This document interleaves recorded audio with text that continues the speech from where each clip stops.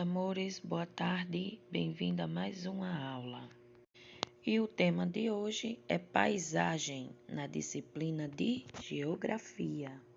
Antes de começar, prepare o seu material que a aula vai começar. Pegue caderno, livro, lápis, borracha, todo o material. Sente que a aula já vai começar. A nossa regra de hoje é prestar atenção com muito cuidado na aula. E os objetivos, temos 3. Primeiro, compreender o que é paisagem. Segundo, perceber que as paisagens são constituídas de elementos, seja naturais ou elementos culturais. E terceiro, identificar os elementos que compõem a paisagem do lugar a qual vivemos. Então vamos entender o que é paisagem. O que é paisagem?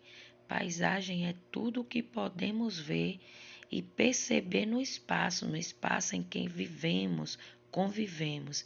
E em lugares, a paisagem predomina os elementos naturais e em outros predomina os elementos culturais.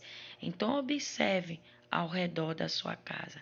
Quais são os elementos que predominam? Vamos ver quais são esses elementos?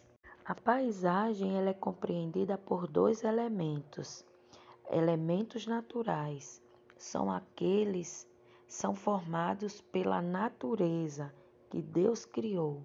Os rios, as montanhas, o mar, a vegetação original, tudo isso é elementos naturais.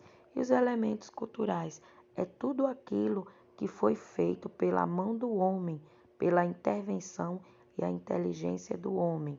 As casas, os prédios, a plantação de milho, de feijão, a estrada, a ponte, a fábrica, os carros. Então, tudo isso, todos esses elementos são construídos por meio do trabalho das pessoas. Hora da atividade. Primeira questão, você vai fazer uma lista do que você vê ao redor da sua casa. Qual a paisagem que você vê que predomina.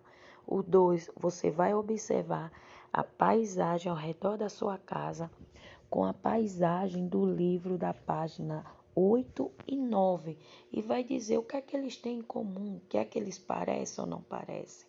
E o 3, você vai fazer uma produção de texto depois que fizer essa análise e essa lista.